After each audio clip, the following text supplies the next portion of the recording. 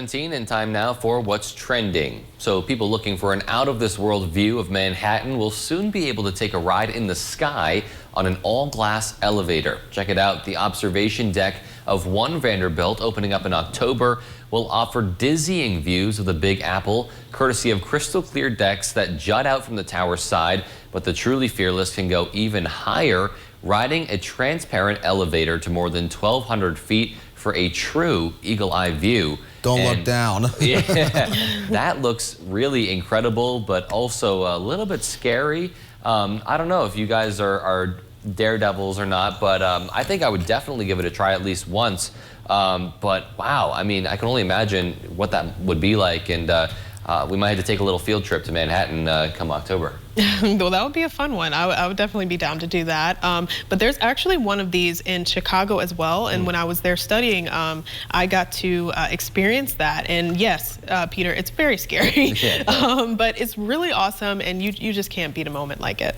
Oh, that's so, I mean, it's so beautiful to see. And yeah, it would be, I would probably go on it, Peter. I mean, although I am kind of afraid of heights, everything's fully enclosed. So I would trust that the glass and whatever else they're using to hold the elevator together would be strong enough that it would never break, especially at those altitudes. But my goodness, it would be a cool view to see, but also kind of spooky for those that aren't a big fan of heights. And no, I'm kind of on the fence about some things on heights. True. Yeah, well, speaking of heights, this woman in this next story, she is not afraid of it. So 4-time cliff diving World Series champion Rhiannon Iflin became the first woman to successfully complete a dive from a moving hot air balloon.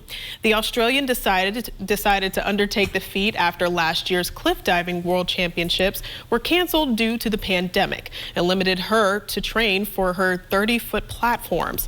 She says that's why this out of the ordinary project was so special to her.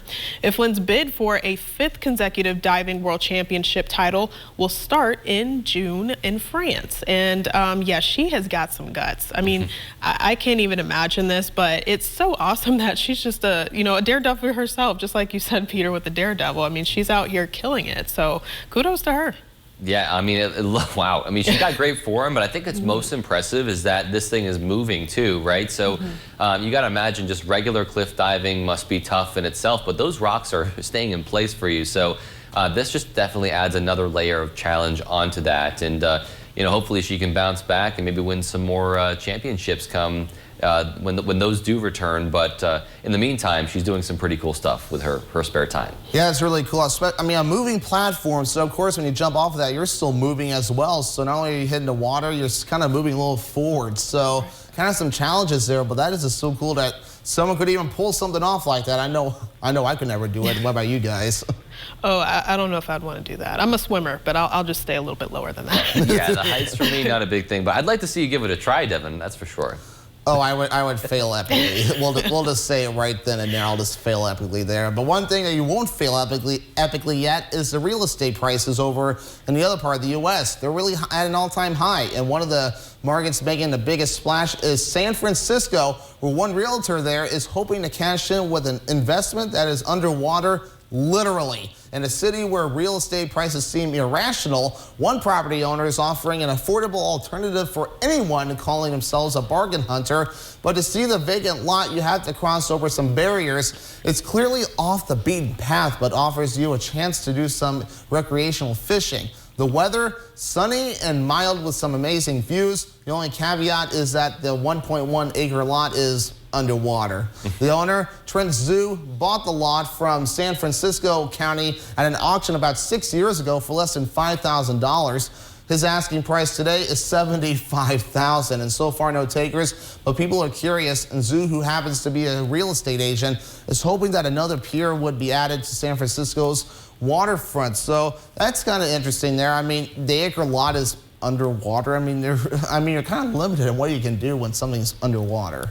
Right, and you know, just a little bit more to the story too. As a real estate agent, you know, I looked it up. I had to find more details, but he actually owns several lots underwater. So he must have the right idea here. You know, buying it for less than $5,000, and like you said, trying to sell it for another $75,000.